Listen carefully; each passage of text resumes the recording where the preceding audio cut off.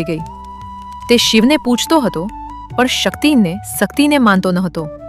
જ્યારે પણ તે કૈલાસ આવતો ત્યારે મહાદેવની પરિક્રમા કરતો, પણ જાણબૂજીને માતા પાર્વતીને છોડતો. જ્યારે માતા પાર્વતી મહાદેવની બાજુમાં જ વિરાજમાન હતા. ભૃંગીનું માનવું હતું, શિવ પોતે પૂર્ણ છે, તેમને શક્તિની કોઈ જરૂર નથી. આ માત્ર માતા પાર્વતીનો અપમાન નહોતું, આ પરમ સત્યના અર્ધભાગનું અપમાન હતું. માતા પાર્વતીએ તેને અનેક વખત સમજાવવાનો પ્રયત્ન કર્યો. કહ્યું, શિવ ચેતના છે અને હું ઉર્જા છું. અમે એકબીજાની વિના અધૂરા છીએ. પણ ભૃંગીનું હઠ ન તૂટ્યું. તેનો અહંકાર તેની ભક્તિ કરતાં પણ મોટો બની ગયો. ત્યારે મહાદેવ અને માતા પાર્વતીએ તેને માત્ર જ્ઞાન નહીં પરંતુ અનુભવ કરાવવાનો નિર્ણય લીધો. એક દિવ્ય લીલા રચાઈ. મહાદેવ અને શક્તિ એકબીજામાં વિલીન થઈ ગયા અને પ્રગટ થયું અર્ધનારીશ્વરનું સ્વરૂપ. અડધું શરીર શિવનું અને અડધું શરીર શક્તિનું. હવે ભૃંગી માટે માત્ર શિવની પરિક્રમા કરવી અશક્ય બની ગઈ, પણ અહંકાર હજી જીવંત હતો.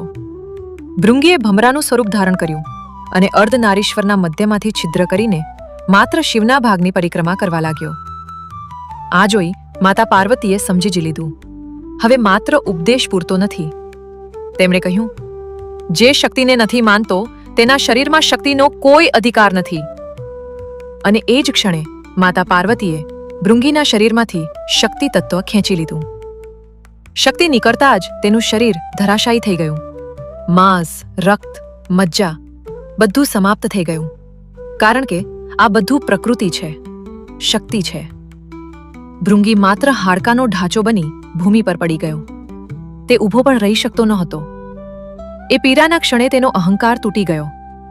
તેને સત્યનો બોધ થયો. તે સમજી ગયો, શિવ શક્તિ વિના નિષ્ક્રિય છે અને શક્તિ શિવ વિના દિશાહીન છે. તેનો પશ્ચાતાપ સાચો હતો. આ જોઈ કરુણામય મહાદેવનું હૃદય દ્રવી ઉઠ્યું. મહાદેવે ભૃંગીને સહારો આપવા માટે ત્રીજો પગ આપ્યો, જેથી તે ઊભો રહી શકે. માત્ર ક્ષમા જ નહીં, પણ તેને પોતાના મુખ્ય ગણોમાં સ્થાન પણ આપ્યું. કારણ કે મહાદેવ ઈચ્છતા હતા ભૃંગીનું આ ત્રિપાદ કંકાલ સ્વરૂપ સંપૂર્ણ બ્રહ્માંડ માટે એક જીવંત સંદેશ બને, એક ચેતવણી અને એક શિક્ષા કે જે શિવ અને શક્તિને અલગ માને છે તેની ભક્તિ અધૂરી છે. અને એટલા માટે પણ ભૃંગી 3 પગવાળા કંકાલ સ્વરૂપમાં મહાદેવની સાથે વિરાજમાન છે, જેથી સૃષ્ટિ ક્યારેય ન ભૂલે, શિવ અને શક્તિ અલગ નથી.